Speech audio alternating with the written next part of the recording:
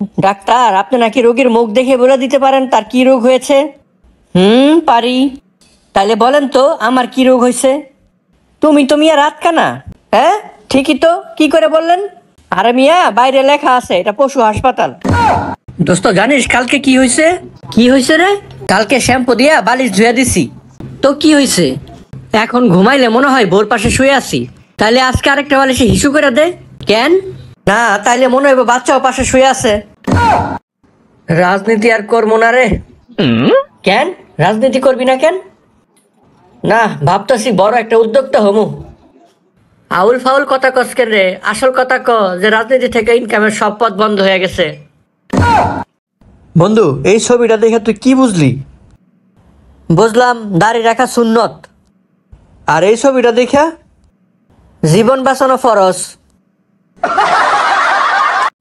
কিরে মদনা, তুই তো দেখি পড়াশোনায় একেবারেই দুর্বল। কেন স্যার, আপনার এটা মনে হলো কেন? এত সহজ সহজ অঙ্কগুলা পারস নাই? শোন, তোর বয়সে এর চাইতে কঠিন অঙ্ক আমি সমাধান করে ফেলতাম। স্যার, আপনি মনে হয় ভালো টিচারের কাছে পড়তেন। তুই তাহলে সেই চোর যে কালকে রাতে চুরি করতে গিয়ে ধরা পড়ছস? হ স্যার, আমি সেই চোর। আচ্ছা, বাড়ির মালিক তো বাড়িতেই ছিল, তুই চুরিটা করলি কিভাবে? স্যার, আপনার তো চাকরি ভালো, বেতনও ভালো, আপনি এইসব জেনে কি করবেন? কি হয়েছে, কাঁদছো কেন?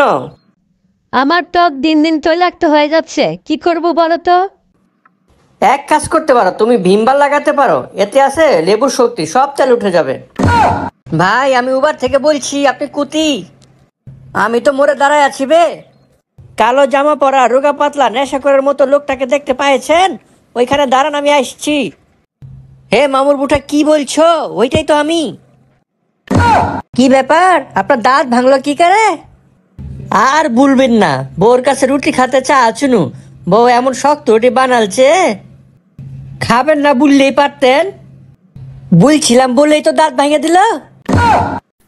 মদনা, মনে কর তোর বন্ধু গাছ থেকে 5টা আম পারলো, সেখান থেকে তুই 2টা আম নিয়ে পালালি। এখন তোর বন্ধুর কাছে কয়টা আম আছে? স্যার, একটাও নাই। গাধা, 3টা আম তো আছে। স্যার, ওর রাগ সম্পর্কে আপনার কোনো ধারণা নাই। যখন 2টা আম নিয়ে পালামু তখন কেউ আমাকে ছেড়ে দিবে? ওই 3টা আম দিয়ে আমার পিঠে ছুঁড়ে মারবে।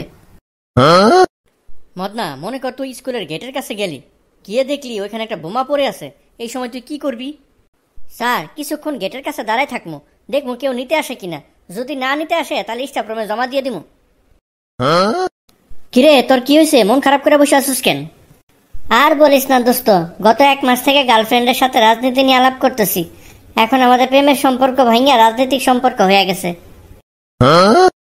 আরে লালু ভাই, আপনি এই বাস স্ট্যান্ডে? এতদিন না কালু ভাই ছিল। কালু ছিল, লালু আইছে, কোনো সমস্যা?